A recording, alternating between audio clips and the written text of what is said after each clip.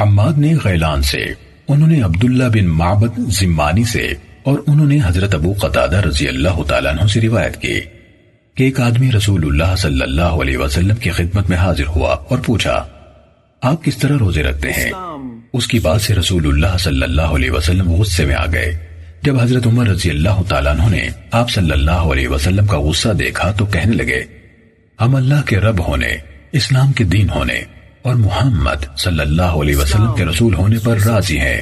ہم اللہ کے غصے سے اور اس کے رسول صلی اللہ علیہ وسلم کے غصے سے اللہ کی پناہ میں آتے ہیں۔ حضرت عمر رضی اللہ تعالیٰ عنہ بار بار ان کلمات کو دہرانے لگے، حتیٰ کہ رسول اللہ صلی اللہ علیہ وسلم کا غصہ ٹھنڈا ہو گیا۔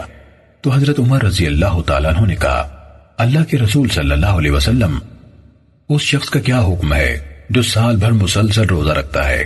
آپ صلی اللہ علیہ وسلم نے فرمایا، نہ اس نے روزہ رکھا نہ اس نے افطار کیا، یا فرمایا اس نے روزہ نہیں رکھا اس نے افطار نہیں کیا۔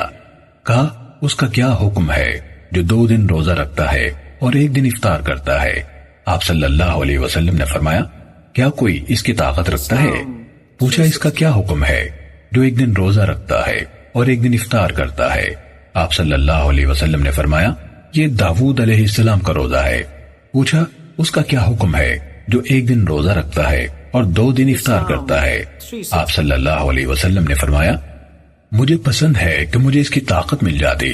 پھر رسول اللہ صلی اللہ علیہ وسلم نے فرمایا، ہر مہینے کے 3 روزے اور ایک رمضان کے روزوں سے لے کر دوسرے رمضان کے روزے، یہ عمل سارے سال کے روزوں کے برابر ہے، اور عرفہ کے دن کا روزہ میں اللہ سے امید رکھتا ہوں کہ پچھلے سال کے گناہوں کا کفارہ بن جائے گا، اور اگلے سال کے گناہوں کا بھی، اور یوم عاشورہ کا روزہ میں اللہ سے امید رکھتا ہوں کہ پچھلے سال کے گناہوں کا کفارہ بن جائے گا۔